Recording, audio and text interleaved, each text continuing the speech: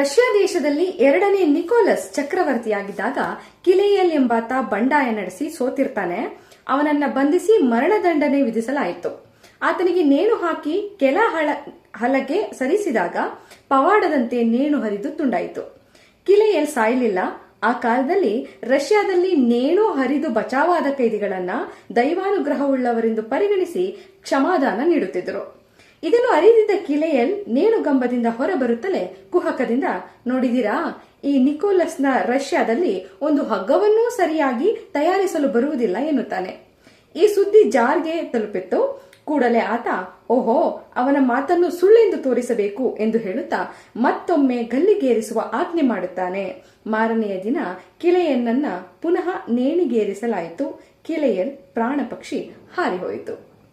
ಈ ಕಥೆಯನ್ನ ನಾನು ಆಯ್ದುಕೊಂಡದ್ದು ಜಯಪ್ರಕಾಶ್ ನಾಗತಿಹಳ್ಳಿ ಅವರ ನುಡಿದ ನಡಿ ಪುಸ್ತಕದಿಂದ.